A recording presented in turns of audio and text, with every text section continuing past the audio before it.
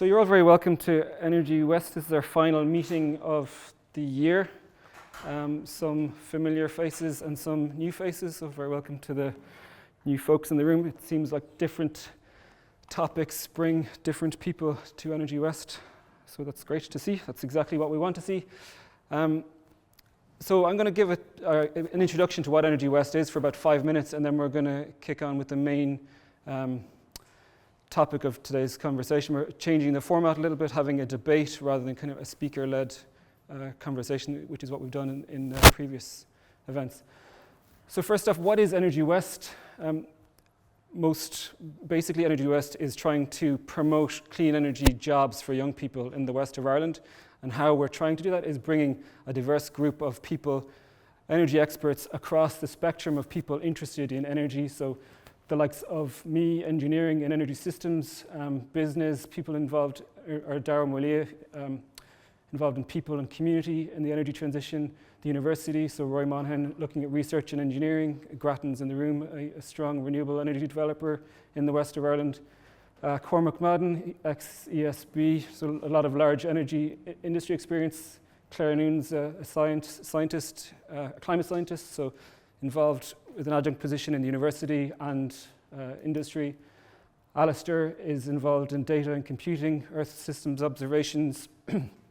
Matt Kennedy's from the IDA,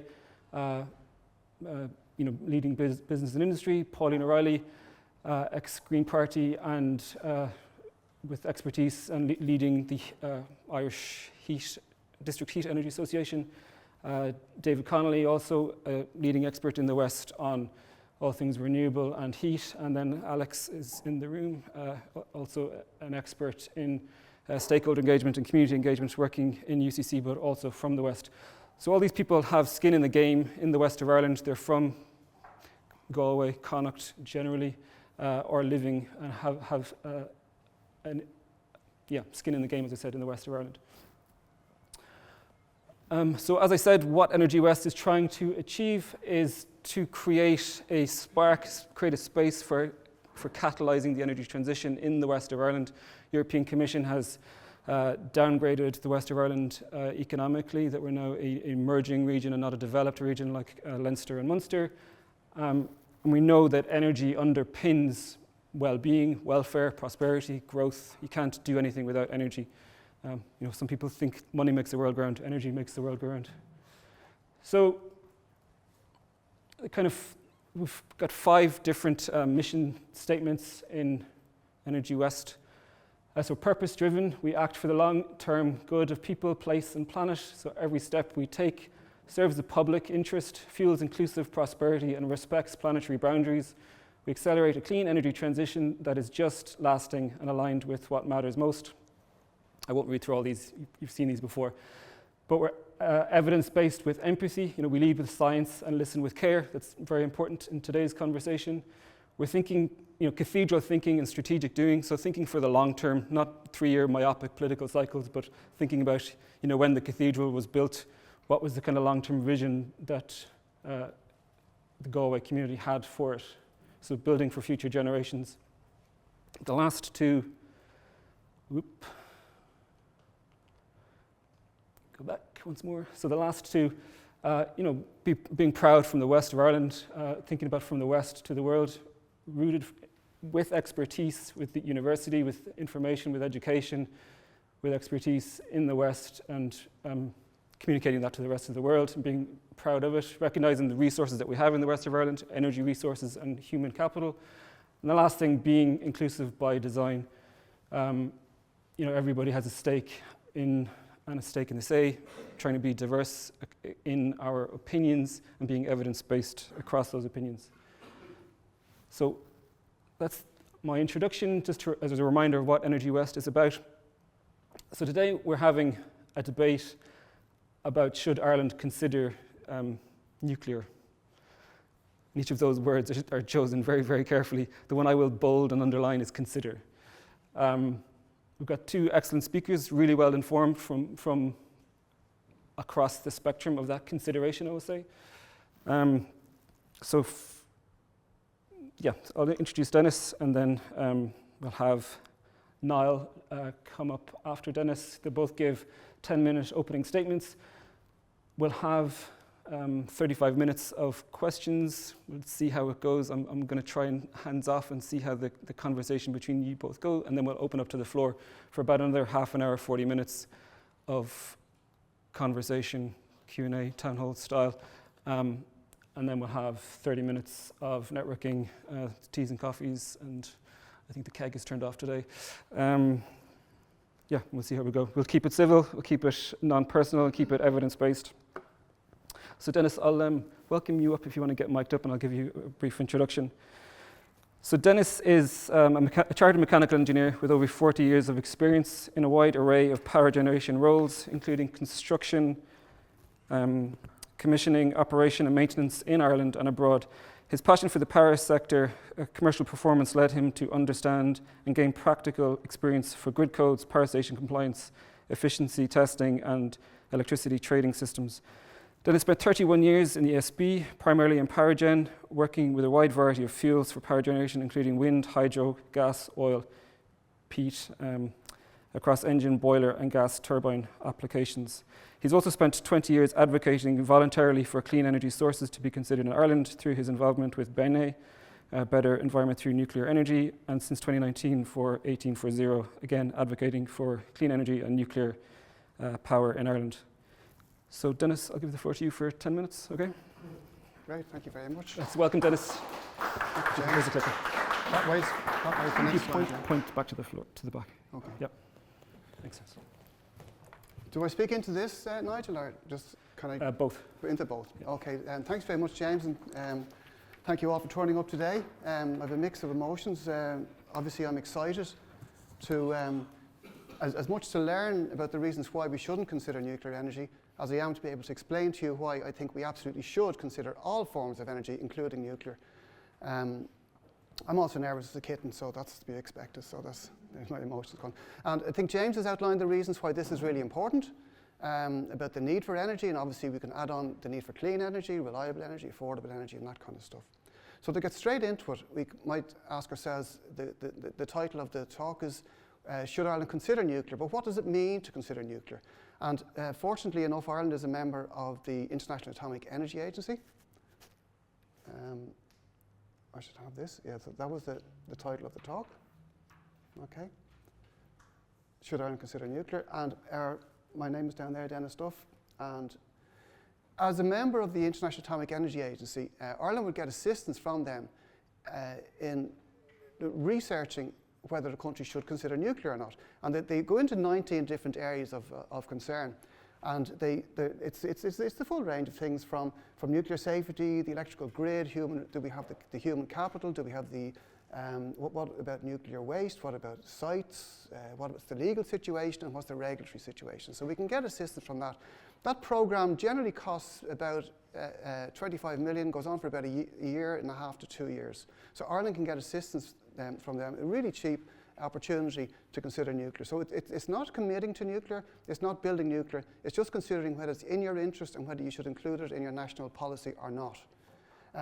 So after the Climate Action Plan 2019 came out, a number of us got together, and Matthew is one of those, and we decided we had a look at, we weren't confident that it would bring us far enough along the journey to net zero energy as we think we ought to go. So we considered a number of the issues. And we wrote a report on it because the Climate Action Plan had omitted nuclear energy, and I'll go into that later on. So we decided to have a look at 12 of those issues that the IAEA suggests, and we analysed Ireland's ability to go nuclear based on 12 of them. Our group, I described them just, we're voluntary, professional, we advocate, we're environmentalist, we're concerned, open-minded, and solution-focused. So when we went into this, when we looked at the study, the 12 issues we found, there was no particular reason why Ireland wouldn't be able to go nuclear. Not necessarily by 2030, but by 2040. We did further study on it as well, and we found that it wasn't just that if you had the Climate Action Plan targeted 70% renewable electricity by 2030, and we said, we did a techno-economic assessment to say, what happens if you added a certain amount of nuclear energy after that? Get your 70% renewables, and then add 18% nuclear on top of that is the quickest way to net zero electricity.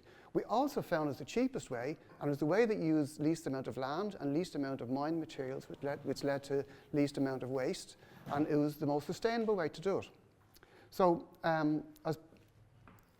just want to make sure I haven't left anything out of this. Okay, but because of the 18% on top of the nuclear, that's where we got our 18 for zero name. 80% nuclear, quickest way to zero emissions at least cost.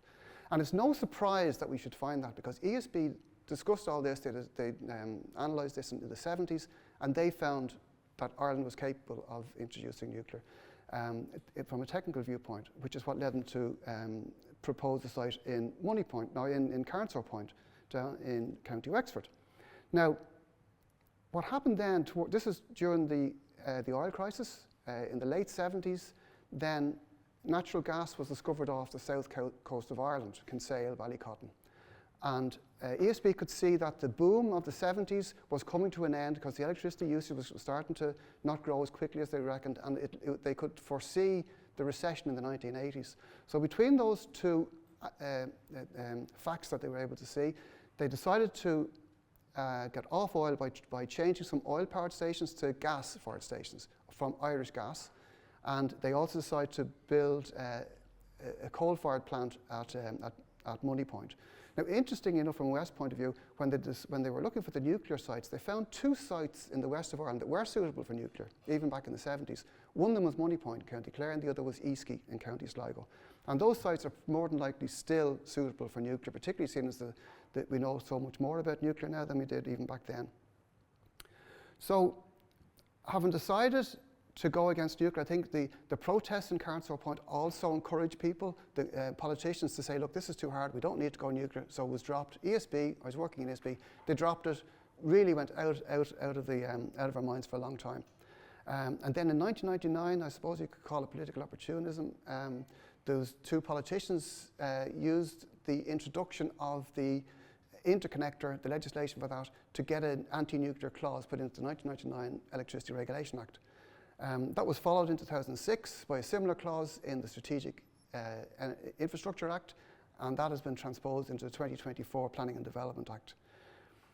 Towards 2008, Ireland had an All-Ireland Grid Study, which you may remember, the intention of that was to see how could we get the most amount of renewables onto the system by 2020. It's interesting that it wasn't how to decarbonise electricity. Their focus was on renewables rather than decarbonisation. I think that was a mistake. And then subsequently to that, various ministers for energy would have blocked studies into nuclear energy because of the laws. And that also was a mistake. So how the plan, I think you'd all accept, is that what Ireland wants to do is we want to decarbonise electricity, electrify as much as we can, and try to do it at least costs while maintaining reliability and energy security, and make sure that it's fit for purpose for society and the economy. So how have we done on that? I'm not going to go into these charts in detail in a 10-minute talk, but this is just on the energy-related CO2, and you can see that from 2005 at the start to 2024 at the end, that our energy in general hasn't really decarbonised as much as we thought as we hoped it would, or as much as it even needed to. But electricity has actually done quite well in that. It's the best performer. But what we'd also find is that electricity isn't becoming as much of a proportion of our total energy use as we need to be, because we said we have to decarbonise electricity and electrify as much as we can. So we haven't, the electricity portion is down the bottom, and it's still not enough. It's growing, but far too slow. And one of the reasons for that, I think, is cost. Although the cost of gas is high, cost of electricity is a lot higher. So it's a disencouragement to change. And we find that the energy isn't really transitioning as fast as we should. We can see renewables there at the blue in the bottom right-hand corner. So we still get around 80% of our energy in Ireland comes from fossil fuels. And as I alluded to earlier, part of the reason for that is the cost of electricity. Ireland has the highest retail electricity costs in Europe, and close to being in the world, which is a real disincentive. Now, there is some good news in that EirGrid is a really good company. They've introduced the highest amount of renewable electricity into a modern grid of anywhere in the world. That's, you know, of a decent size. So that's really good. We have really good reliability because of them as well. But our energy security is a D-, I would say. We've failed. We have emergency generation. We don't have an ability then as well to expand that energy, that electricity, because we have moratoriums on certain industries. And in general, Ireland has the third lowest renewable energy in the European Union. So we think of ourselves as being, good on renewables. We're actually not. Now, there are no easy solutions, but I would maintain that by 2040, if you consider technology availability, the cost, and being able to scale these things up, it's more likely that nuclear could be in here by 2040 than others of the offshore renewable energy, even some of the floating ones, wave, ocean, long duration energy storage, including hydrogen. So there's a debate to be had about that, but given that there's uncertainty about all those, I think it's important to just consider them all and then come to a rational conclusion about which ones we're going to pursue, but be ready to deploy all of them, because this is a really difficult challenge. What would we find if we looked at nuclear? 2 minutes, yeah. What we'd find is that nuclear has changed since the 1980s, 1970s when we rejected it last. There are a number of reactors that are available now, including 1100 megawatt, they call the AP1000 machine, that has got a huge fill-up recently.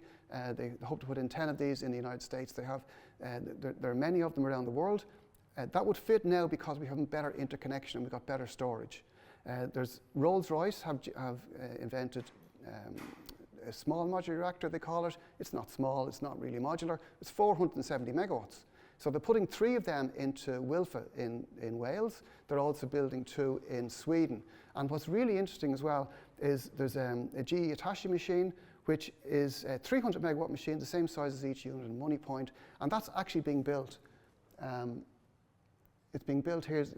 People have called it disparagingly a hole in the ground, but all large power stations start as a hole in the ground. But now you can see the metal is being put into the hole in the ground. This is in Canada, where they're building 4 of them. They want to build 14 of them in Poland, another 14 in Britain. There's Estonia putting in 2. And then Centrica are also planning to put 11 smaller reactors into Hartlepool in England, and they have a presence here in Ireland as well. So. And Britain has found that although it has lower emissions than Ireland and has lower retail price and lower wholesale price, that these small modular reactors will actually lower the price of electricity and reduce the emissions there. So if it works there, we think there's a good chance that it would work here as well.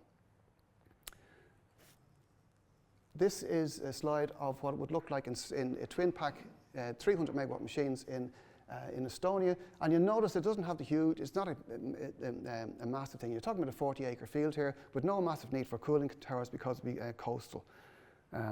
And one of the best things about nuclear is that you can excite them on the existing power station sites, so you don't need new transmission lines. And that's one of the really big difficulties in bringing a new electrical infrastructure here. How do you get the power from where it's generated to where it's needed? If you repower an existing power station, you just put the nuclear power plant on that site, and away you go. We think after 20 years of really good effort, and I was part of that effort, I think we've made huge effort but haven't had as much of an impact as we really should have. I would suggest that we keep working on renewable energy because we don't have nuclear here, we don't have the legislation.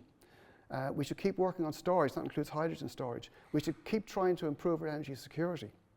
We should stay cautious about nuclear because there's been a lot of false nuclear dawns.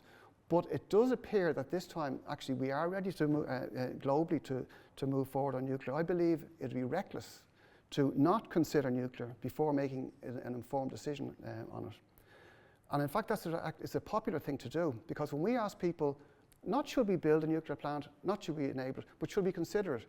Generally, 80, 85, even 90% of people say, yes, we should consider all forms of energy before we make our mind up. Fianna Fáil want the ban dropped. I believe they're going to introduce a bill in the autumn session to remove the prohibitions on nuclear. Sustainable Energy Authority of Ireland and EirGrid are both actually considering nuclear in studies that are ongoing at the moment.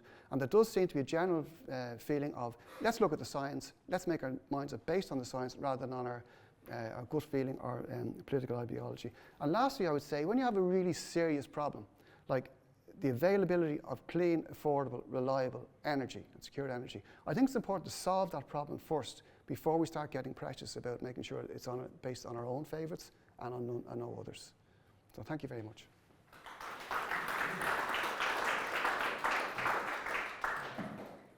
Thanks, James.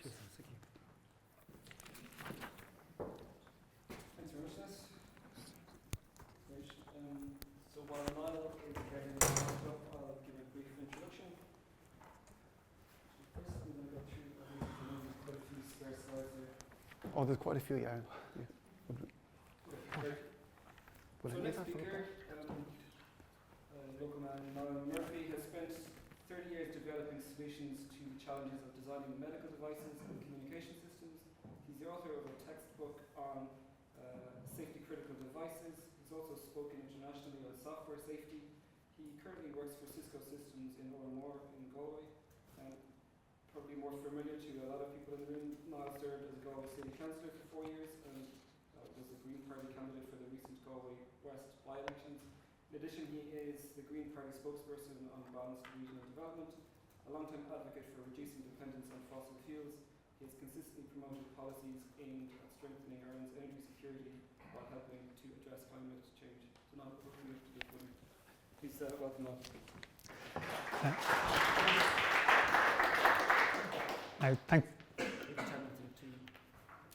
Thanks, James, for that introduction, and thanks for inviting me here to this event. Thanks for the opportunity to talk to you all. I'm going to talk a bit about nuclear as well. I think myself and Denis are probably on the same page that we do want to, as a matter of urgency, reduce our carbon footprint as a country. So the question is, how do we get there? And the nuclear option is one that we should consider. But there's a lot of caveats and a lot of things we need to be very, very careful of. And I'm just going to go through a few points on, I suppose, the history of nuclear and also where we are today. But we'll start if, sorry, my clicker, I do the slides away. No, nothing. Oh, point it up to go.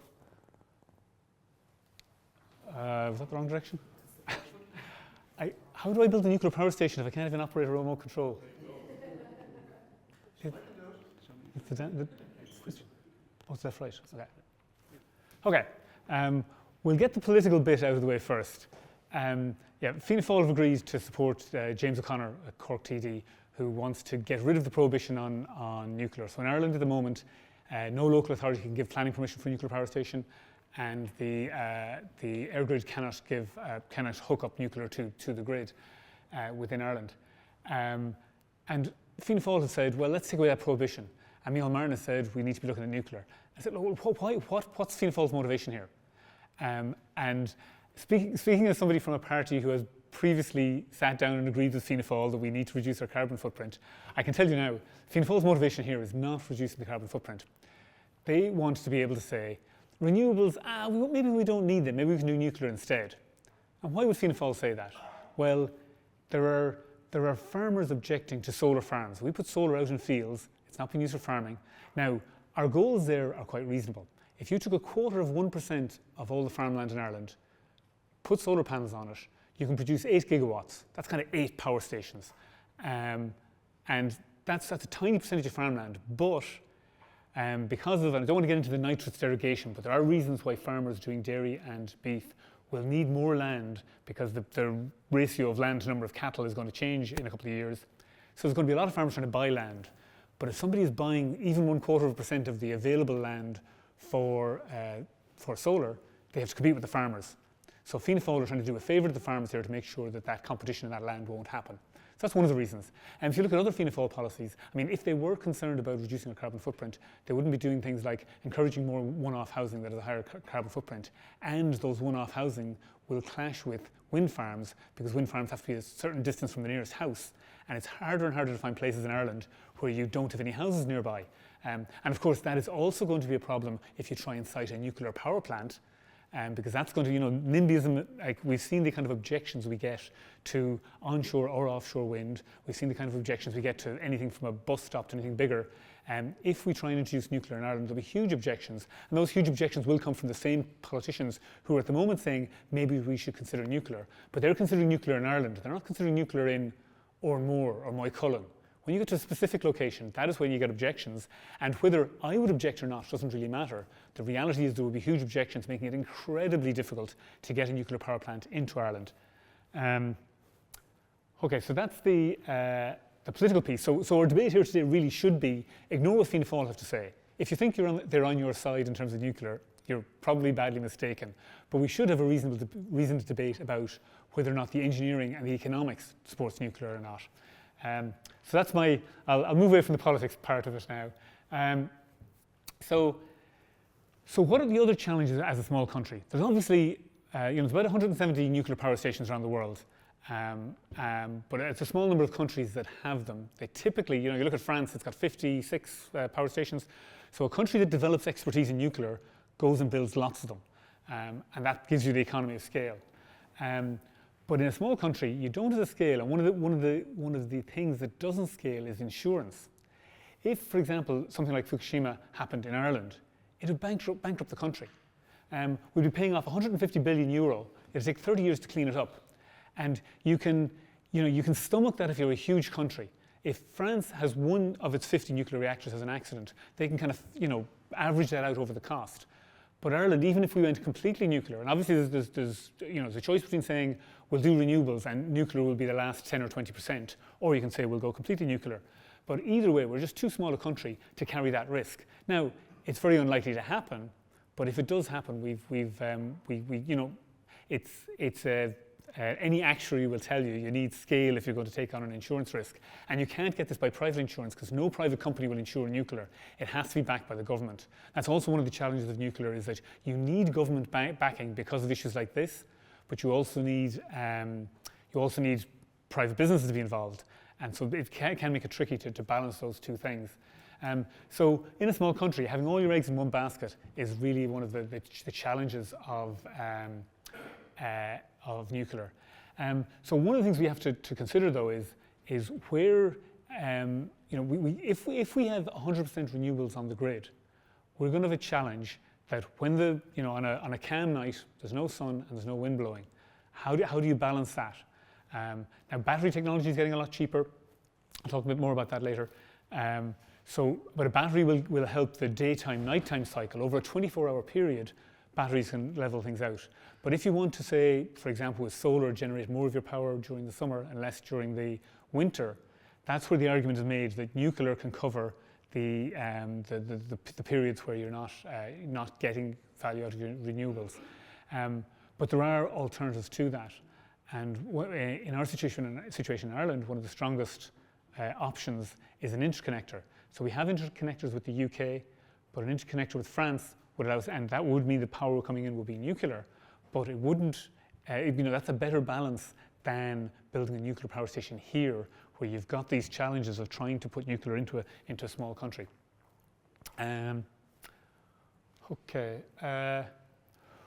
Waste. So going back to the sort of NIMBY objections you'll get to building a nuclear power plant anywhere. And again, this isn't particularly an engineering question. In general, the nuclear industry has a good safety record. Very few people, more people are kicked to death by donkeys than are killed by nuclear power stations. So it is actually a very safe industry. But you still have to sell people on the idea that we're going to be generating nuclear waste, and where are we going to put it? Now, Ireland has a history. Most modern Western developed countries export a lot of their waste. A lot of the stuff you throw in your recycle bin at home often gets shipped abroad. It's very hard to export nuclear waste, just because it's a trickier thing. There's only a certain small number of countries in the world that can even consider importing it. So if we're going to have that waste in Ireland, are we going to be able to convince people this is okay to have in your neighbourhood? So you could dig a hole deep enough. In Finland, they're trying to dig a hole to put their waste into 400 meters below the ground, but they have good geology for it. You need very hard rock. If you go out to somewhere like the Burren, you don't want to be trying to bury your nuclear waste there. It'll end up in the water system. So when they take the rods out of a rod is in use for about 5 years in the nuclear power station. They take it out and they put it in a pool of water to let it cool, and they leave it there for 8 years cooling down. And then the typical storage now is in casks. So you can see this picture here of a bunch of casks, fairly innocent looking. Those casks are rated to last about 100 years. And so in the US, some of them have been in casks like that for about 40 years. But that's still temporary storage, and they haven't figured out yet what they're going to do with it next. They still want to put it in a hole in the ground. And in a country the size of the United States, they haven't found a place where people have agreed to put it in a hole in the ground. So that's going to be a huge challenge. We have to accept that we're taking on a multi-generational responsibility to eventually dispose of that waste. And no one has good answers on this. Windscale Sellafield, still on the waste topic. Compared to other types of pollution, it is a little bit insidious. And this is something you have to sell to people, that that, for example, Sellafield, well, they had a fire back in 1957, which damaged their reputation quite a bit, and after a name change, they still had problems. In the 70s, it was discovered that they were losing 2 cubic meters of water per day. And because it's so hard to get at some of the places where they're storing their nuclear waste, they couldn't find or fix the leak. So they've accepted that leak is going to be there till 2050, and then they'll drain the pools, and they'll eventually get rid of it. But that's the kind of problem you have. There's no other technology where you have problems like that, where you can't dismantle and rebuild and fix something if the problem is bad enough.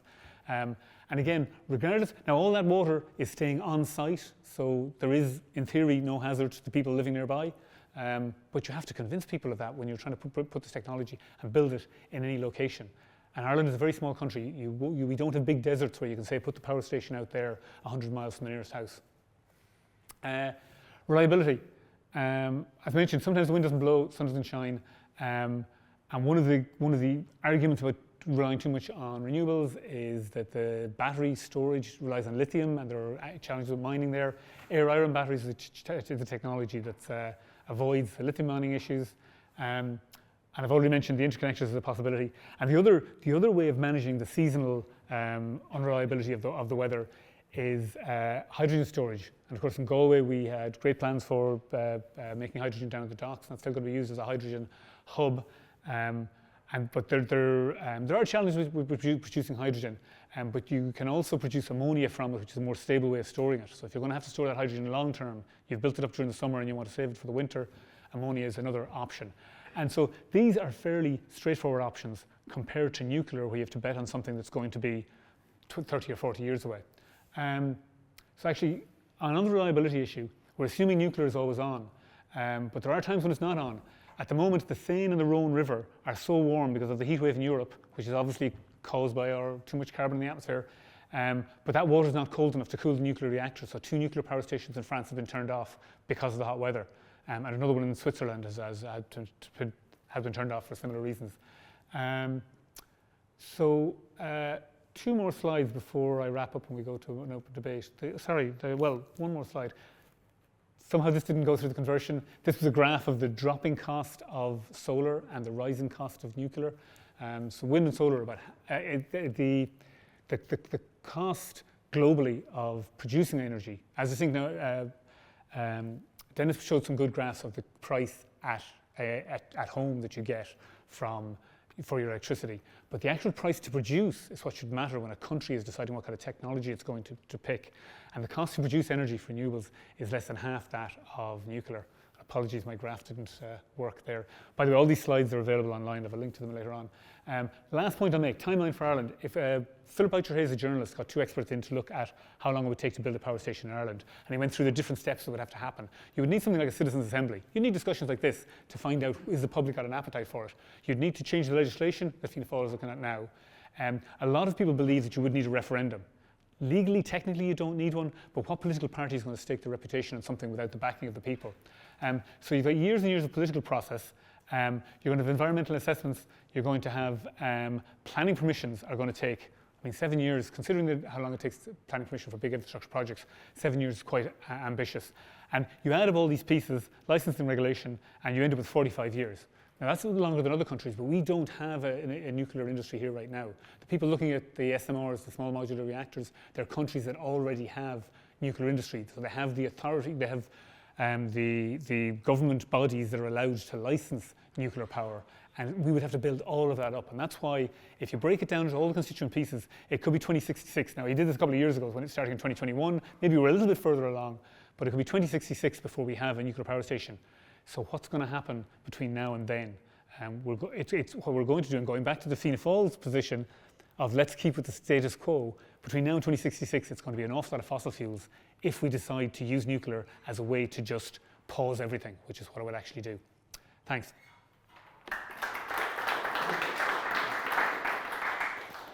Grab a seat. Please, yeah.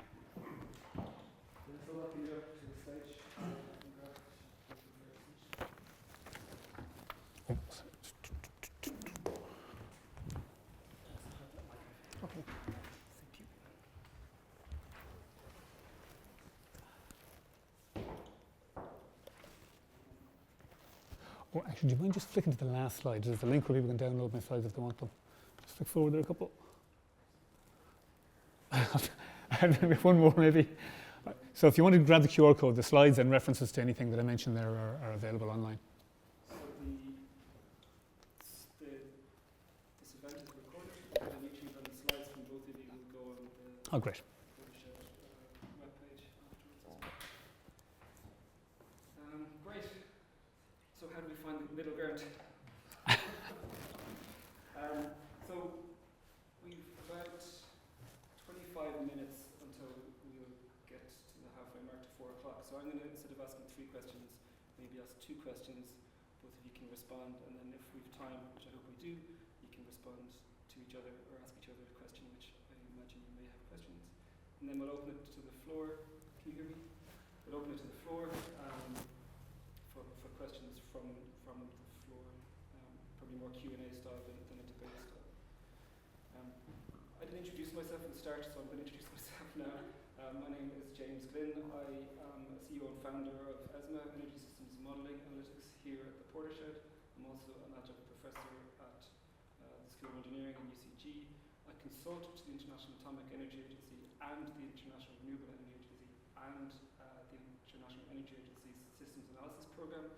I have published on renewables and nuclear alike. So there's lots of questions we could ask on the divergence of both your opinions about considering nuclear. First one I think is public opinion and public consent.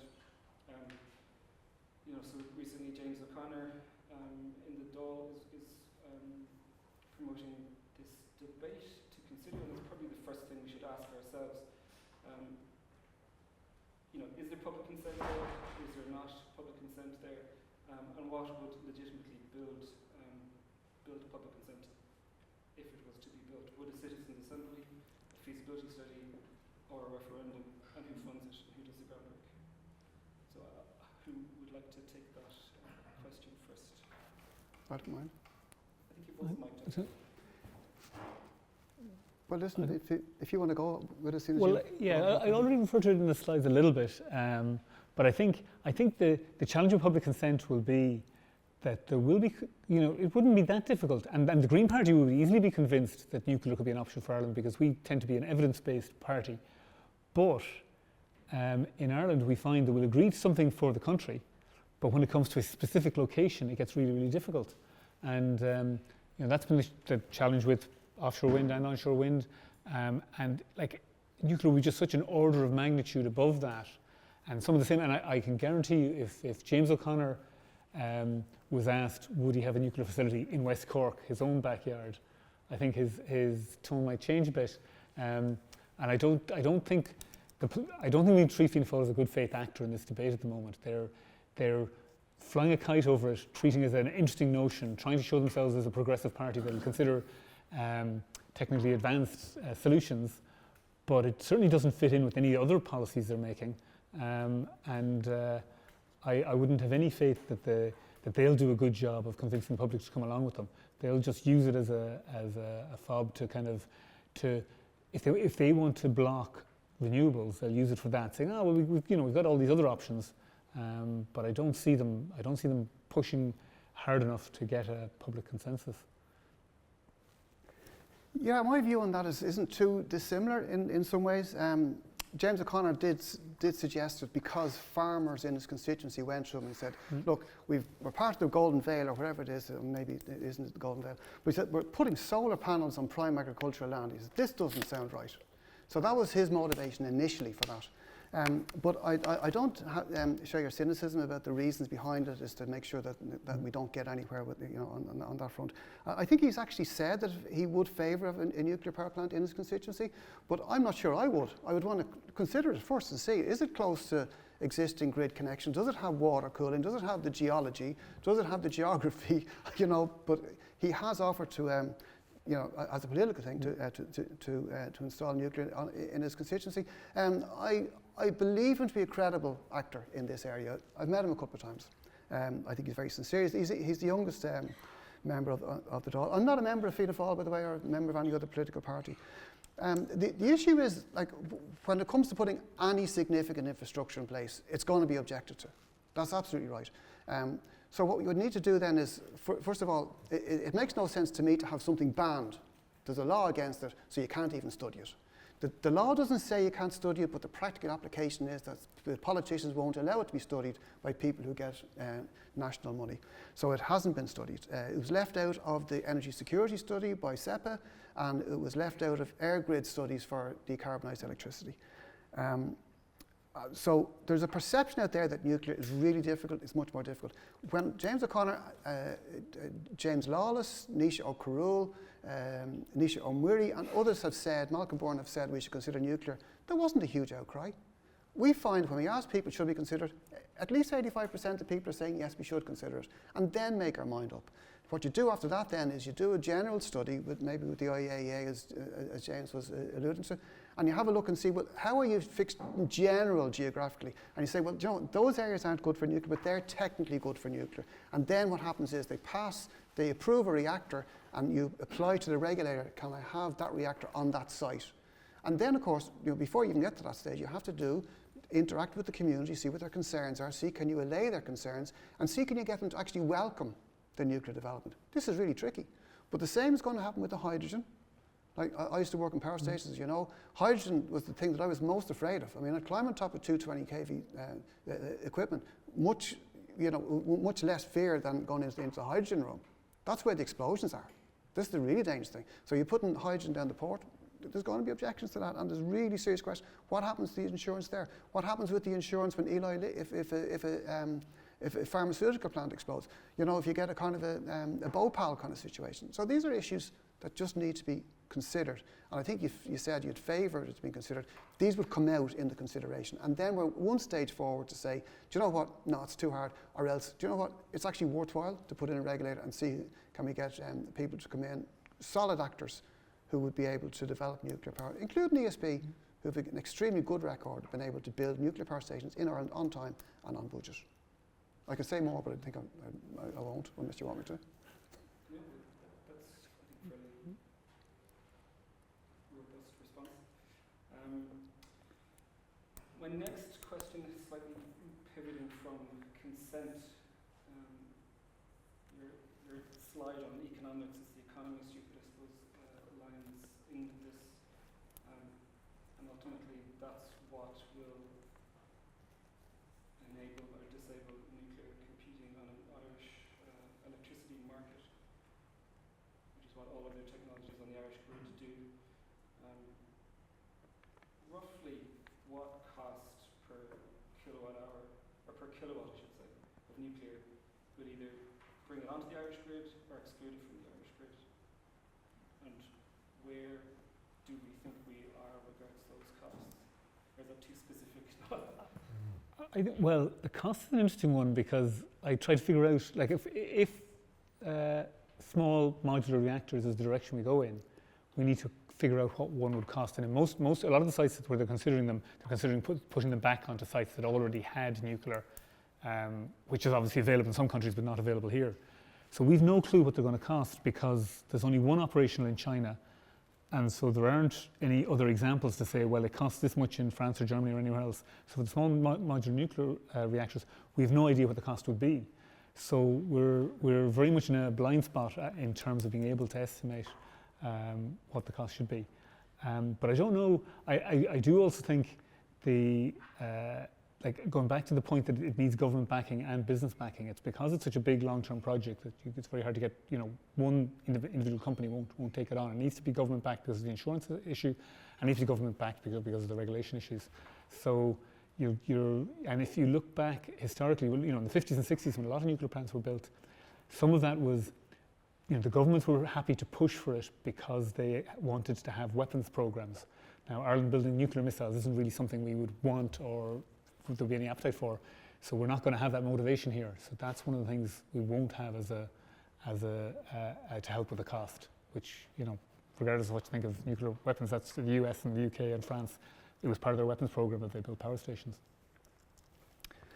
Yeah, just to start at the end. Ireland was one of the signatories of the International Anti-Nuclear Non-Proliferation Treaty back in 1968. The thoughts that Ireland would develop nuclear so that we could have a nuclear weapon I don't think anybody, I don't think that's worth even talking about. What happens in general is that countries who go down both routes, the nuclear power and nuclear weapons, they started off as nuclear weapons first, back in the late 50s and late 40s, I suppose, into the 50s and into the 60s, and then developed nuclear energy afterwards. So there's two countries that come to mind, South Korea and North Korea, where North Korea has nuclear weapons and doesn't have any nuclear energy. And South Korea has nuclear energy but doesn't have any nuclear weapons. They're right beside each other. And it shows that the two programs can and do exist in entirely different streams. It's entirely different nuclear. It's the same uranium that gets split, but entirely different enrichment streams and manufacturing streams. And that's how they know that Iran was building nuclear weapons uranium rather than building nuclear power uranium, because it's going down the different route. It's easily identifiable. Do we have an idea of the costs of SMRs? Yes, we do. Canada is building 4 in Darlington. I showed the photograph there. Their total costs include overnight costs and interest and contingency and the rest of it, 21.9 billion Canadian dollars. That's for 1,200 megawatts. And you can transfer that into, it'll be around about 90 euros per megawatt hour here, which is 9 cents per unit. And what you said earlier, and I agreed with a lot of what you said in the presentation, but when you said that it isn't important what the final cost of electricity is, it's the cost of how much it is to produce it. I fundamentally disagree with that. It's the wholesale cost of electricity is only important if you're trying to sell electricity to abroad or via a private wire to somebody who's taken electricity from you directly. And the private wires is another thing. What people are concerned about is how much does it cost them? Not how much does it cost you to make it, but how much does it cost me to use it? And that's the retail cost. Ireland has more expensive retail prices and wholesale prices than Britain and France. So when we get in this interconnector to France, it's been, I think your leader would have said, your erstwhile leader would have said that we'll be able to export offshore energy on it, and that's absolutely true. We will be able to, but we won't, because our electricity is more expensive than theirs. It'll be imported. We import 20 times more electricity today than we export. Today, I was having a look at it, we're importing 22% of our electricity today is being imported from Britain. When the interconnector goes live, because they're cheaper, we'll be importing more. And it doesn't give you energy security, because those interconnectors are subject to careless ship anchors and all kinds of stuff. So it doesn't improve your energy security. You need the energy in your own home country. You could store 4 years of nuclear fuel on site. It's actually relatively inexpensive, and it's not terribly radioactive until you put it in the reactor. So for energy security reasons, for energy cost reasons, I think it makes sense. A lot of people have considered it. Why don't we do it officially? Get rid of the law, have a look, consider those issues, and see, is it worthwhile taking to the next stage? If I could just pick up on the point on the retail price. I mean, the retail price in Ireland is tied to the gas price. So no matter how cheap our renewables make it, in the current economic system, the current way that we buy and sell energy, gas dictates the price, and that is our challenge here. And that's why I said we shouldn't be looking at the retail price, because our goal here should be to get gas off the grid, and once we do that, then gas will no longer dictate the price. But if you're trying to make your decisions now based on the retail price of electricity in Ireland, that wouldn't, the gas price is not the thing you should use to decide between renewables and nuclear. Yeah, but the reason you need the gas is because renewables are intermittent. They go either on a day-night cycle or a kind of wind cycle. And I think we should use them, absolutely use them to the best. But you cannot try, wind is really good at producing energy when it's windy, solar is really good at when it's sunny. But they're not really good together producing energy that people need on demand. So we can modify our demands to a certain extent, and that's not terribly popular, and you can only do it, it has to be done at an industrial scale. When they looked, Ireland looked at 37,000 megawatt offshore wind energy plan, right? And they said it's a great industrial opportunity if we can get an industry to come along and use the energy when the wind is blowing. Absolutely. But what industry is available to do that? And that's the issue with it. So the reason you have gas is to make up for the intermittency of the renewables. The best way to get rid of the gas is to put in something that can work with renewables to get the gas off the system. And nuclear is one of those things that can do it.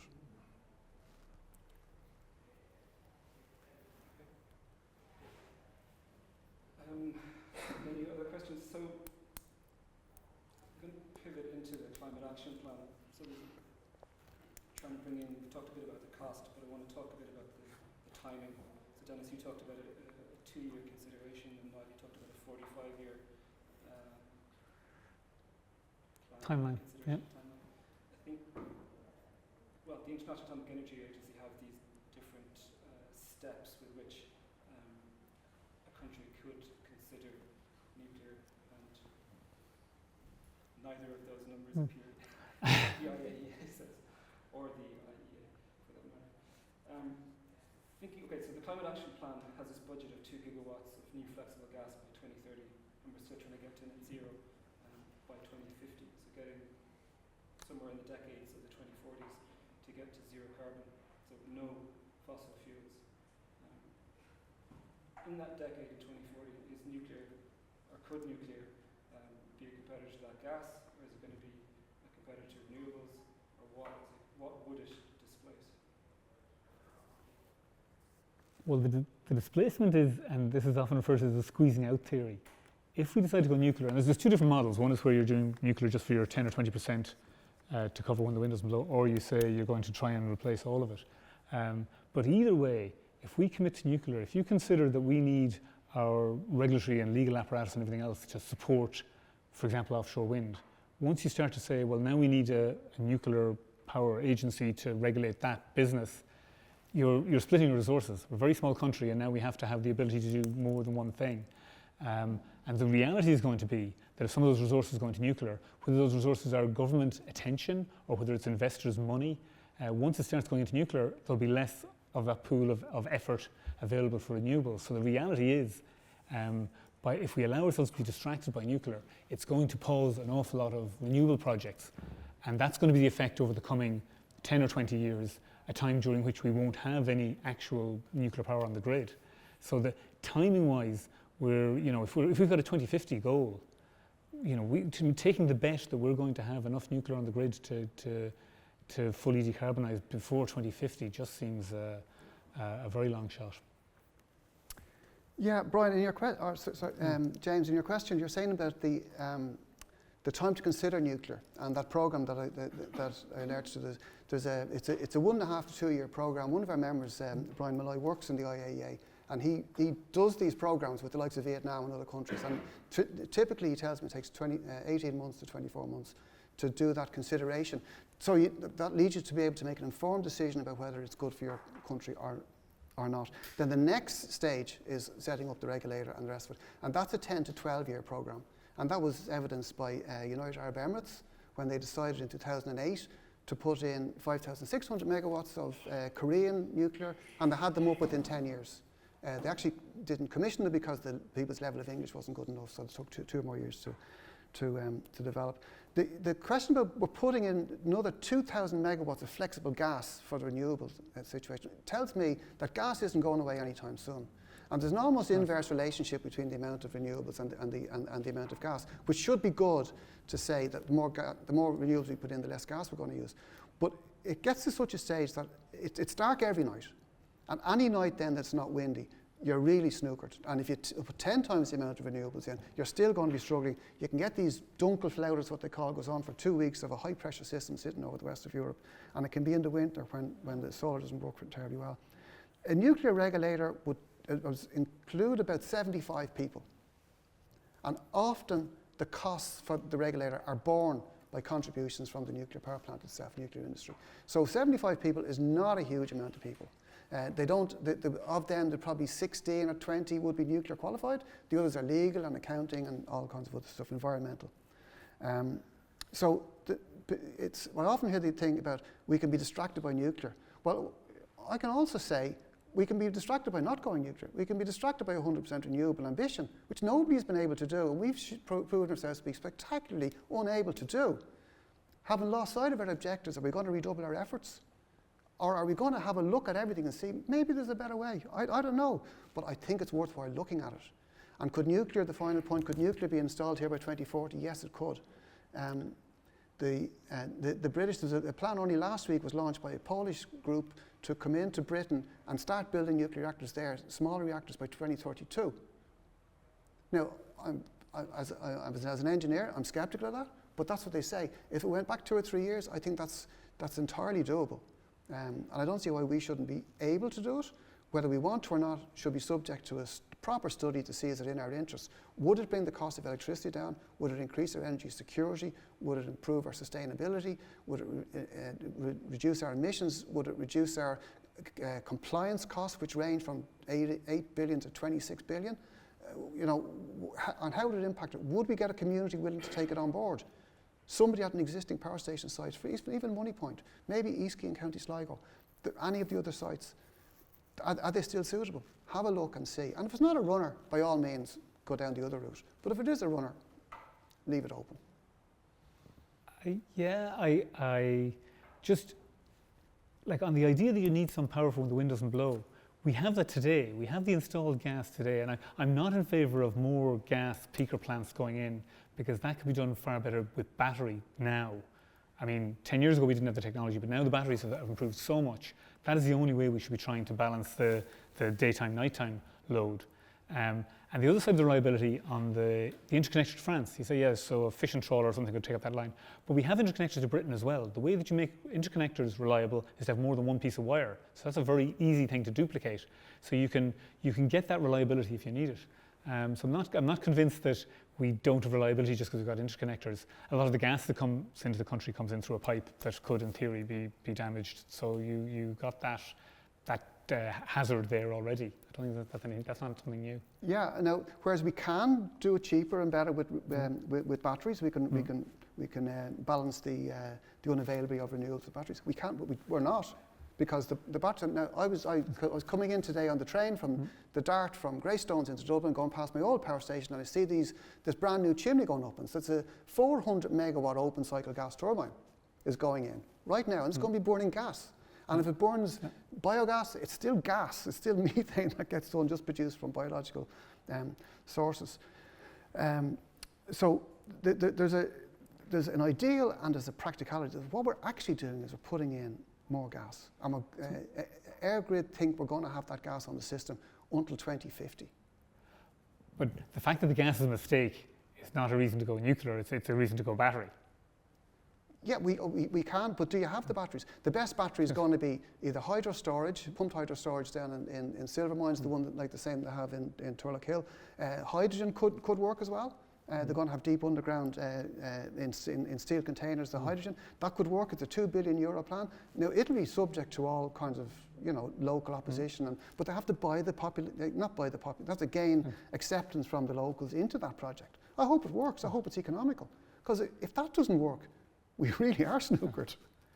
Not just that one, but projects like that.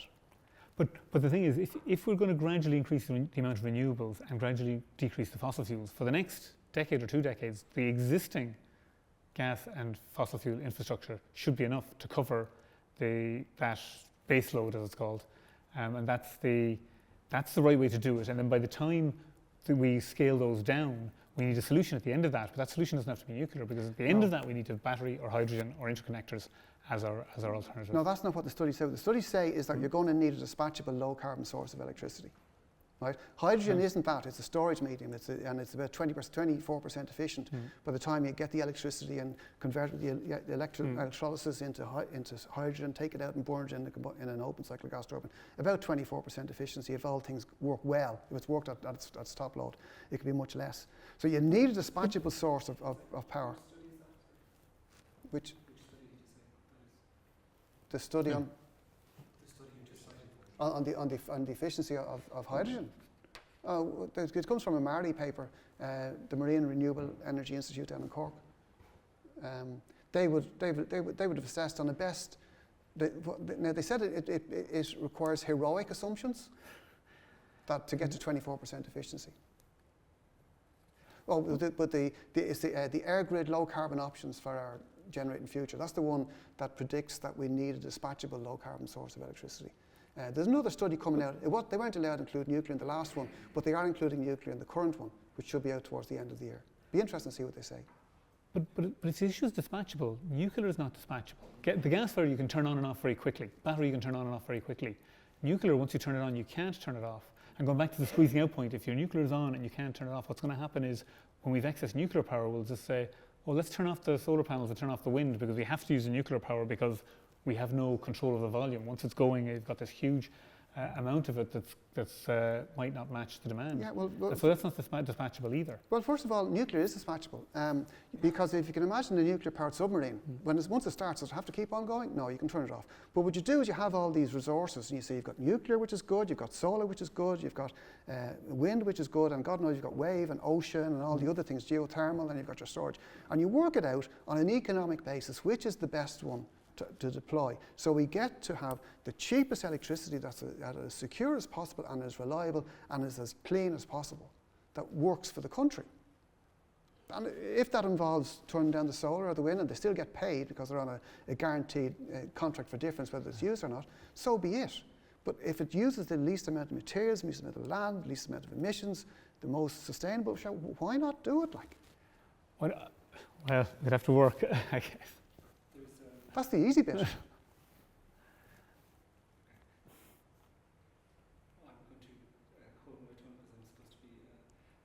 let's open this up to the floor.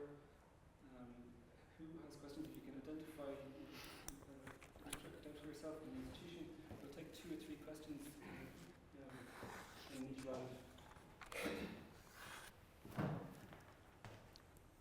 Hi, I'm Ted Vogel. I live here in Galway and I work in sustainability. A couple of things, just one observation, dispatchability, storage, wind resource peaking, solar resource cratering, all of those things. One of the things that's missing in this equation is supervisory grid control that has not been concocted yet. It's operating in microgrid scenarios, but it's not in any situation I've seen operating at a scale of the size of a US state or the size of a country like Ireland. So that's point number 1. The other question that I have is, and I think this, considering what's happening in places like Ukraine and Iran, the Yamal Cross is the nexus of 60% of the gas that comes to the EU. And it is a cruise missile away from turning into a giant flaming crater. So there's a national, well, in the States I'd call it a national security issue related to that, but it's a significant livability issue. 60% of the gas in the EU goes away, gets interrupted, gets mitigated, gets leaked, whatever it is, creates huge problems.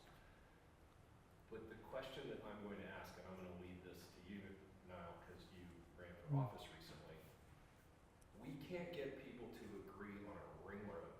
We can't get transmission lines to export curtailed wind out of Connemara to Cork, Dublin, and Limerick. Nobody's going to want to put a nuclear plant or a gas peaker plant anywhere in the west of Ireland, just on that scenario alone. Well, right.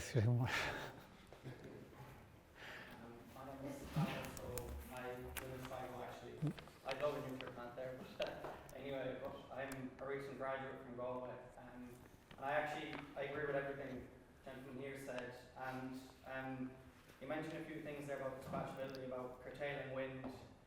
Curtailing wind is what happens now because of the overload of wind on the system, and I mean, the 2 numbers that really do it for me is that the installed capacity of the wind in Ireland is almost its full peak demand. Whereas the energy from the wind that we use around 25%, right? So I think this problem is understudied, and I actually studied this problem in the mid-continent in the US, and specifically in Oklahoma. And this will tie to Ireland because Oklahoma's mix in population is virtually the same. And because of that availability, we're able to study how much curtailment happens in Oklahoma and how much does it cost. And there are wind farms in Oklahoma that curtail between 20 and 50% of their energy. And the thing here, and I think it's the same in Ireland, but because of the lack of data, I don't know, the ratepayer pays these virtual megawatt hours, because the developers have ironclad contracts that, whereas the developer has to be reimbursed, and the ratepayer pays that. So the Duncan flout is the problem too, but I think there's a huge problem on the other side of that, which is the oversupply, which also costs people tremendous amounts of money.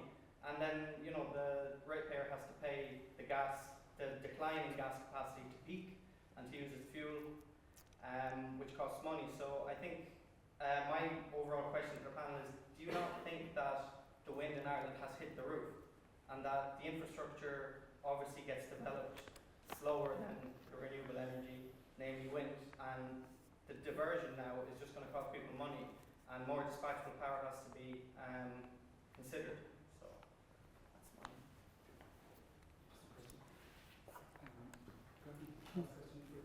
Well, I think you're going to take me in the next one and have about 15 points. Dennis, do you want to go first? Yeah, a lot of questions there. I took brief notes, but I'm not as good a note taker as I should be, so I've probably missed some of the points. And I can't respond to the thing about the crater and Iran because I don't know anything about it. But the bit that struck me is that if I think you're alluding to the fact that gas mightn't be as available as we would like it to be, and under those circumstances, it would serve us well if we had a dispatchable source of clean, reliable electricity here, and have 4 years of nuclear fuel stored on the site. Airgrid, I've never worked in Airgrid, but I've worked with them, and all my career, I suppose. And I'm reasonably confident in their technical ability. I don't think that what happened in Spain there last year, where the Iberian Peninsula went dead, and it was recovered really quickly, but I don't think that would happen in Ireland. I think we've, Grattan would know John O'Sullivan and all those, and I think they operate to really good standards. They've gradually brought up the amount of DC-based energy, which is wind, solar, interconnection, and that kind of stuff, batteries, up to 75% limit at the moment, and didn't go to what Spain went to. The downside of that is that we have good energy reliability, but we won't be able to put on as much renewables as other people might hope. We won't get the emissions down as low as we would like it to be. The issue on curtailed wind, you mentioned 25%, I think, in the central states. I think North of Ireland would match that fairly well because their transmission infrastructure, although ours isn't great, theirs is even worse. Yeah. So they're really suffering. The thing about people saying that the wind and solar, they get paid whether they generate or not, I actually think that's a good idea, right? Because they get a contract for difference, which gives them a guaranteed income. They know if they put in 100 megawatts of plant, how much they're going to get, rather than having to guess, well, how much am I going to be curtailed by? And they take the risk. They price in the risk that it might be 30% curtailed, so you end up paying that. So you're better off to say, look, what's it going to cost you to put the plant up and earn a reasonable rate of return, and we'll give you that. And I think that's the way, we have an open market here, which is nothing like open. It's nearly all directed contracts in that kind of regard. But I think it's the offshore wind plant farms were exactly the same. Guaranteed, CFD, 86 euros a megawatt hour. It wasn't enough for the scare of the rocks, so they pulled out, but the others are going ahead. And has wind hit the roof? I don't know. I know the All Ireland Grid study in 2008 said 40% was probably the max that we could get in, and we kind of have hit our economy around onshore wind, 40%. What the offshore wind is going to do to that, I don't know, but I suspect the solution is tied into increased transmission infrastructure and then flexible industrial demand. But if that doesn't happen, I think we're at an increased curtailment kind of situation. And the thing about exports, that can't happen unless we drop our wholesale price. And we've got a long way to drop to get to Britain, and they've a long way to drop to get to France. And we have to be cheaper than both to be able to export. So that's a bit of an issue. So there's a few questions there. On the first one, on the issue of being able to build something, and you mentioned we couldn't build a ring road here. Just a slight an aside, an anecdote about Santa Fe had a problem that it didn't have a ring road. But in New Mexico, the US military wanted a place where they could put nuclear waste from their weapons program. And one of the sweeteners that Santa Fe got was a bypass.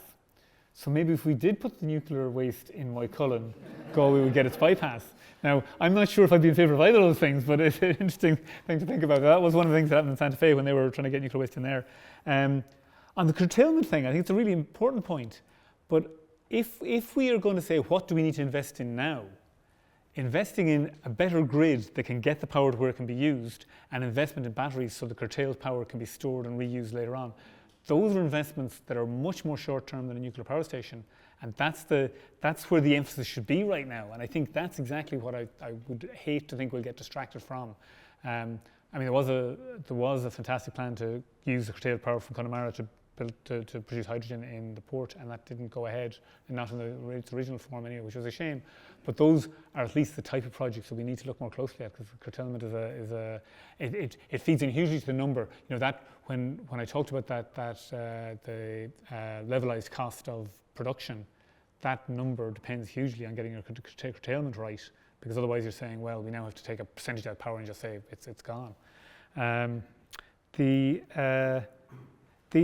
back just to a comment as well, because you mentioned Spain there, and obviously there's still a little bit of uncertainty with exactly what happened there, but it certainly is possible that too much renewables on the grid. And this idea that the last 10 or 20% is hard to replace is partly to do with when the wind doesn't blow, but it's also the frequency that the grid, you know, the 50 hertz that comes through your sockets, that frequency is based on the inertia in the system, and all the big steam turbines, which is what any of your fossil fuels will give you, they have turbines that rotate that have a certain amount of mass inertia there. So part of the solution there, if you're going to have less gas in the system and less turbines in the system, you have less inertia, and you are more vulnerable if something suddenly appears or disappears on the grid. So there's a thing called synthetic inertia, which can be generated using software on a battery plant to say, and within milliseconds it can say, well, we need to power up or power down to match what's changed on the grid. And that's one of the facilities, that's one of the other reasons we need batteries, to be able to manage that problem. I don't know if that's exactly what you were referring to when you said that we hadn't at a country scale managed a supervisor. I wasn't quite clear on the supervisor piece. Basically, the brain that controls the grid. So the Okay. adaptability, like they had a huge problem in one of the islands in Hawaii. Basically, if they had clouds, solar goes out, and then all of a sudden clouds clear, and you'd have a multi-megawatt inrush of PV. Okay. So they stopped net metering, they mandated battery storage, they did a bunch of other things because they were literally looking at a commercial solar array on all of these residential groups. So they had a huge supervisory control problem that was creating brownouts, grayouts, blown circuits in other places. Okay. Let's move on.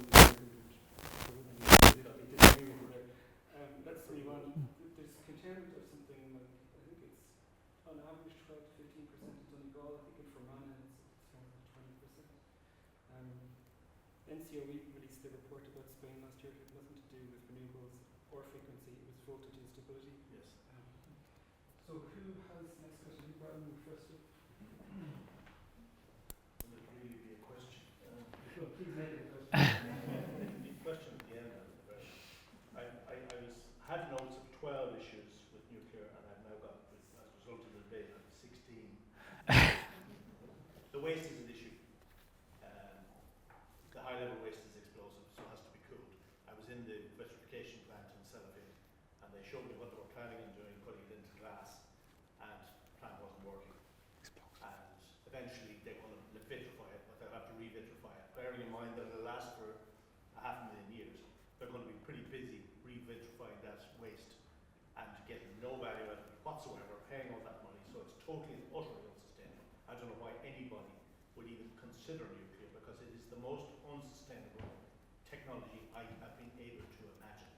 You get heat for 1 year, one lifetime, and you pay a cost for 500,000 years to look after the shit afterwards. So I just can't see it. Radiation standards, I worked on this for the last 30 years, all wrong. We've engaged with the ICRP on it. They totally underestimate the effect of nuclear. Radioactive gases are released during the operation of nuclear reactors. That's never even talked about. We've had a couple of accidents, as you all know, and if the Japanese, the Americans, and the rest of them can't organise nuclear, I dread to think that we've put a bunch of paddies in charge of a nuclear station. They're subject to threat, which wasn't mentioned. Ukraine has been threatening the Zaporizhzhia nuclear power plant with damage, and so a nuclear power plant is a bomb in your country. They are not CO2 free because of the fuel cycle, which is processed with mines, enrichment plants, and the rest of it to make the fuel, so it's not CO2 free.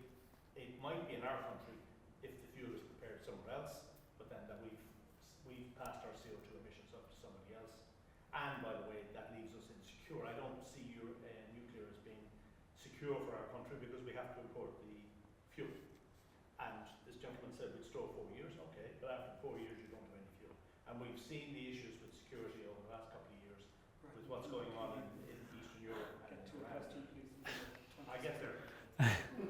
mines, energy return on investment is not good with nuclear. The cost is too high. They're inflexible. They're really inflexible. And so they're the most incompatible with renewables, the most incompatible technology. Renewables, you waste half the energy with heating and cooling. As somebody mentioned, France has had to turn reactors off. There's no insurance when I brought that up. We would have to sign up to the Vienna Convention and take on our responsibility.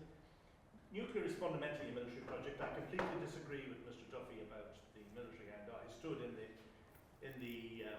reprocessing plant in Sellafield talking to the guy in the white coat who separates the plutonium from the uranium, which is coming out of nuclear power plants. So I don't agree with that at all. It is a fundamentally nuclear project.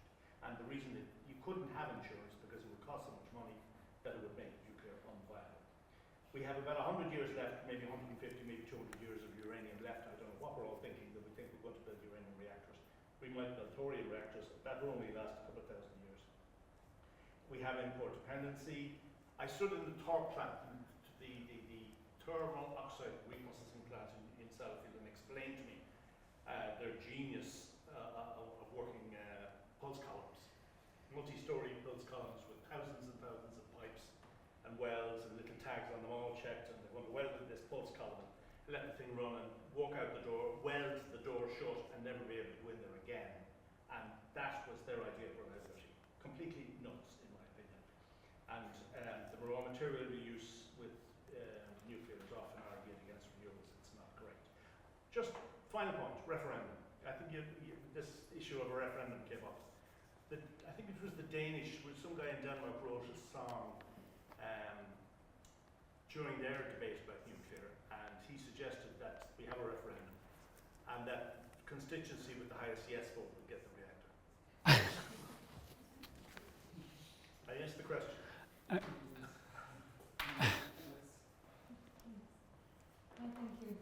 conversation. Alex from University College Cork. I have a question about, when we've been talking about nuclear energy and energy transition in general, it seems as if we're looking at a very centralized energy system, but there's also an understory about small energy communities producing their own energy, looking at microgrids, and I think that the nuclear sort of counters that a little bit, and we've seen that in France, that the energy community idea hasn't sort of taken a hold there because of that, because the energy system is so centralized.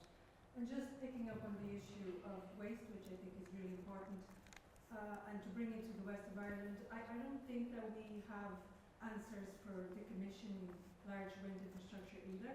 And that I kind of thought about the Derry Bryan wind farm and the issue with decommissioning there. So I think there's questions there to be asked as well in terms of large energy infrastructure agreements.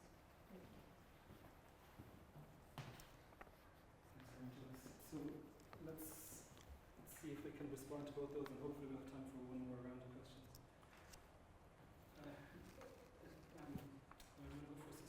Okay, good points there made there. I'd agree with several of the points you made, and just to add something, you mentioned the threat as a nuclear power station can be a target, as we've seen in Sellafield during the conflict between Russia and Ukraine. Sellafield has had cyber attacks regularly. If the threat is not a missile, if the threat is a cyber attack, can you imagine the difference between somebody taking over computer control of a wind farm and somebody taking over control of a nuclear power plant? So there is no limit there to the damage that can be done if the computers in a power plant are compromised. You mentioned the military program being tied to it as well, which is very interesting because, again, at the time I said Ireland would have no interest in nuclear missiles, but it's often the more subtle questions that come up. Would Ireland, for example, if we decided, we don't want our nuclear waste here, but we could re-export it to France maybe, because France, they reuse their nuclear material to get a second pass out of it, and that is one of the ways they reduce the volume of nuclear waste they have. But the problem with that process is one of the byproducts is the plutonium for weapons grade use, and that means that if we did export our waste to France, we would then actually be exporting something that ends up in a nuclear missile, and so you're feeding into nuclear proliferation, even though it's not something that most Irish people would be very comfortable with. And if you think that we would never choose to export material that might be used in a war, we just have to look what's going on in Limerick at the moment with Anish, that that material could well be going to the Russian army, we don't know. So once you go dip your toe in the water, as it were, with some of these industries, you then find yourself tied into a world economics that is very hard to back away from. So I do think we would need to be careful. If the more of a nuclear industry we have, the more we're tied to countries that do have weapons. And Derry Bryan you mentioned there, and the decommissioning is a problem as well. Again, the decommissioning of, and there are places where they store these huge wind turbine blades in acres and acres of effectively waste. So that is with any construction, you have waste at the end of it. But again, the threat level there, when you look at nuclear waste and you say, we do not know what to do with it and we have to worry about it for a million years, that's very different from saying, here is a large carbon fiber blade, where at least if you do leave it somewhere, it's not going to cause any further harm. But I do think, like Derry Bryan actually is a good example though of what happens when you don't have the proper regulation in place when the thing has been built in the first place. But that's why I think we need our regulatory authorities to be doing a better job on renewables. But again, if you take, whether it's 75 people or whatever the amount of attention is you take away from that to regulate a whole new industry, and is that new industry going to make mistakes just as bad as Derry Bryan? I would rather we focused on the renewables and get that right, rather than saying, oh, here's a new idea, let's move over to something else that we have no history of in Ireland. So that hopefully covers some parts of what the questions were. Let's hopefully get to one more round, so we'll pass them over. Yeah. I think you're going to need at least 3 or 4 minutes to cover the questions that are coming in. Okay, it's good to have that extra time because there's a lot of points made, and not necessarily to respond to Grattan on the points, but just in case people, just to put some of the stuff into context. I think there's a serious misunderstanding of what nuclear energy is, what nuclear fuel is, and what nuclear waste is. Uranium is the densest metal that is naturally occurring on Earth.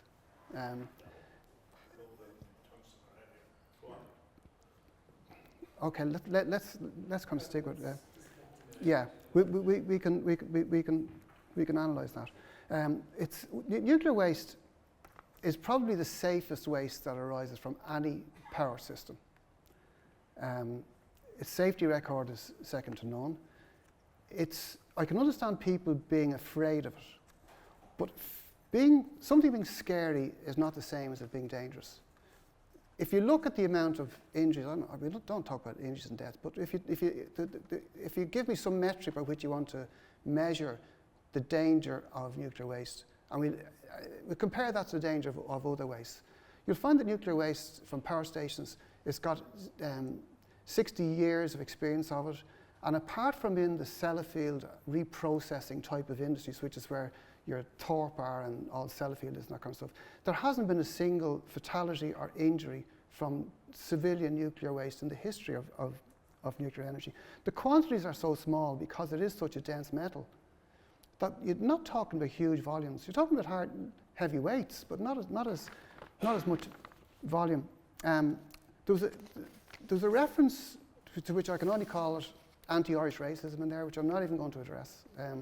There are many Irish people working in nuclear industries abroad, operating at a very high level and doing really good jobs. And I think Ireland, we have the ability to do what it is that we set our minds to. I don't accept this thing that paddies can't do it. I really find that objectionable of the highest order. A nuclear power station involves nuclear fuel, which is uranium enriched around about, say, no more than 4.5% typically. The idea that it could be exploded like a nuclear bomb is just not physically possible. It's just preposterous. If a nuclear weapon requires uranium to be enriched to at least 90% in order to get the fission to happen as closely as it needs to. So I just want people to be clear on that point, that a nuclear power station cannot explode like a nuclear weapon. They were hydrogen explosions, by the way. And not to, I don't really want to engage with on the point, but since it's been put out there, what happened with those power stations, all of those, was that Your nuclear fuel got so hot that the water that was in contact with the cladding became so hot at around 750 degrees, I think it is, water separates out into hydrogen and oxygen. And some of that hydrogen built up pressure and was able to escape through design flaws or whatever, and once it reached the atmosphere, it spontaneously combusted, because that's what hydrogen does. In between 4% and 74% hydrogen air is going to be spontaneously combustive. And that's what happens. They weren't nuclear explosions, they were hydrogen explosions. Caused by the hot nuclear fuel, absolutely. We import the fuel. Do we not import the solar panels? Do we not import the wind turbines? Do we have a manufacturing for any power generation facilities in Ireland? We used to do some transformers, Powell's transformers, and that's really it. We can do some pipe work. Everything else is imported. The cost, nuclear is expensive, but a carbon-free electricity is much less expensive when nuclear is included than when it's excluded. It's much more expensive to do that. That's what most of the studies will show. Is nuclear incompatible with renewables? It's incompatible if you want to run renewables as much as possible and then run the nuclear associated with that. But if you're looking for a sustainable solution that gives you the cheapest, cleanest, most reliable, secure energy system, nuclear is perfectly compatible with other components of that system. I have a point here about 100 years of nuclear fuel. I can't remember what the point was. But I brought along two books in case anybody's interested in reading them. They're both called Interesting Going Nuclear. And one was about, it's written by Veronica McDermott, who used to work in Sellafield. But she investigated the whole Ireland situation, our anti-nuclearism in relation to Sellafield. Really interesting read. The other book is by Tim Gregory, who's a chemist. And it's only out in the last couple of years, which explains how the atom can actually save the world. And I encourage people to get those books. They're in the library. They're very good. We mentioned that TORP is nuclear recommissioning, nuclear reprocessing, and reimagining fuels and taking out kind of mixed oxide fuels and that kind of stuff. And the thing about waste is, even nuclear waste, it's only waste if you waste it. You don't have to reprocess it to get it to be used the next time. What happens if you can, as they're doing the research, there's an Irish guy, Rory O'Sullivan's working with a crowd called Maltex in Canada, and they've invented a process whereby they're able to extract the uranium from the nuclear fuel waste and use that directly as fuel in another reactor, which will get 60 times more energy out of it than they got the first time, and the consequent nuclear waste isn't as radioactive as long as current nuclear waste is. And the thing about radioactivity, it's really important to recognize this. If something stays radioactive for 1 million years, it's because it's not very radioactive. The radioactive stuff you want to be aware of, want to be really cautious of, is the stuff that goes away really quickly, because that's highly radioactive. That's emitting gamma rays, beta rays. It's emitting alpha particles really fast. And it has this very short half-life. So the stuff that lasts millions of years, like uranium itself has a half-life, say 700 million years to 4.5 billion years, depending on the type. And you could hold it in your hand. If it was a fuel pellet, I could hold that fuel pellet in my hand and not get any damaging amount of radioactivity into me. But I wouldn't be allowed to. I'd have to have white gloves on to protect the fuel, not to protect myself. Okay? Long-lived radioactivity is only mildly radioactive. So it just has to be kept somewhere. It doesn't necessarily, it's a heavy metal, it's not going to melt and kind of go into the water course. That's what they find. The other thing, just finally, cyber control, it is an issue. So nuclear plants, as far as I understand them, Niall, I'm open to correction on this, are not connected to the internet. They're not allowed to have control systems that are internet enabled, as far as I understand. And I think it would be a very useful precaution to take, if that is not the case, that they would have them standalone control systems rather than internet enabled. On that one, so the not being connected to the internet is not a way of guaranteeing that you won't suffer from a cyber attack.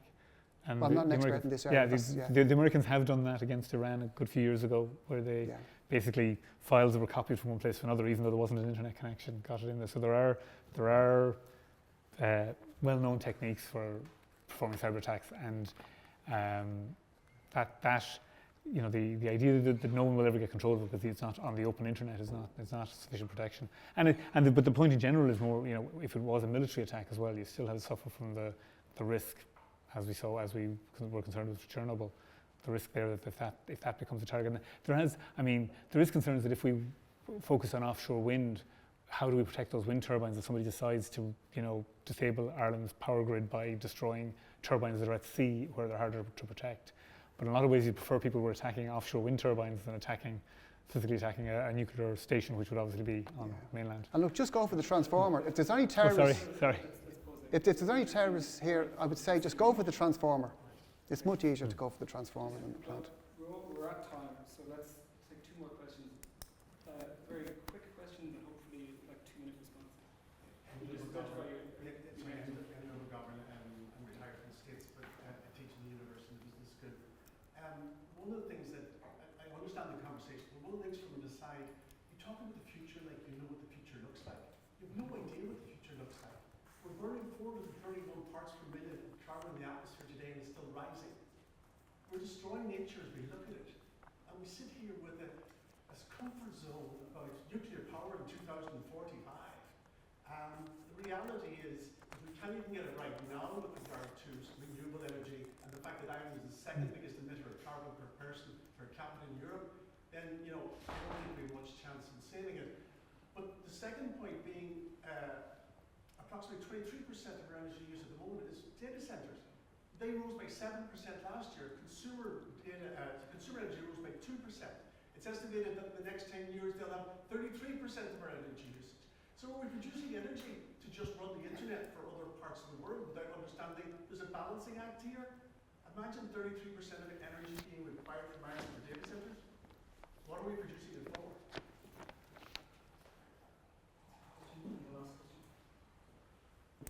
So just to say that I would think the issue is consider nuclear, and the answer is consider. So I think we have to consider it. So why do I say that? I'll let back to comment on this. As I understand it, the more successful we are in terms of Jim Brown at former university, Galway, was involved in mechanical engineering. The issue for me is the following. The more successful we are, I'd like to comment on this, the more successful we are in terms of carbon-free energy, i.e. renewables, the greater the need to have backup. Because fundamentally, at the end of the day, we need to be able to dispatch power when it's needed. And we don't have wind, we don't have solar. So to me, success in renewables will require real consideration of what we do when the wind doesn't blow and the sun don't shine. Batteries may or may not be a solution. I just don't know. My sense is they might be years to come. Right now they probably aren't. Nuclear is a possible solution, and it should be considered. It's a complex solution. We realise that, but it seems to me it's existing. There are nuclear-powered submarines. Those are turning on and turning off. I'm not saying we have to have nuclear-powered submarines, but that suggests that the power is dispatchable. There's experience being gained in this. We need to learn about it and look at it as an option. If it's a good option, fine, so be it. If it's not, fine as well. But at least consider it. Because as I say, success with renewables will require us to provide backup. Do you have a question for the panel? Yeah, my question is how do we get to a very high percentage of renewables if we don't have an appropriate backup power? That's my commentary question.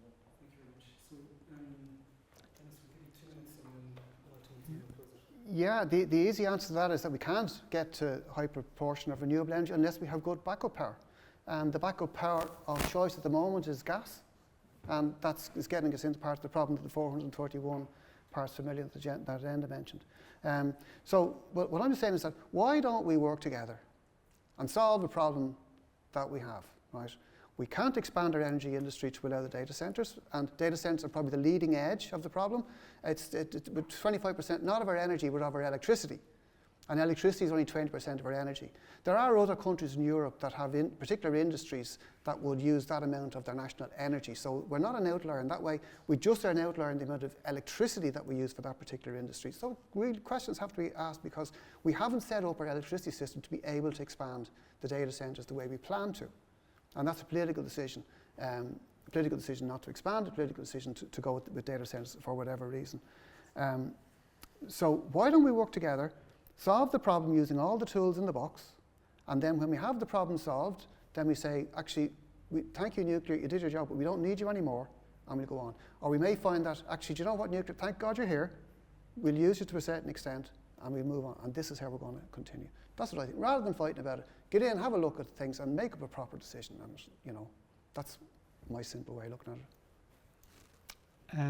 So 2 questions there. Well, on the considering it, just to clarify, we were talking earlier about James O'Connor's bill to remove the prohibition, and I would actually support that bill. I don't think we should just ban certain options. It was done back in the 70s by Fianna Fáil, probably as a very populist move at the time.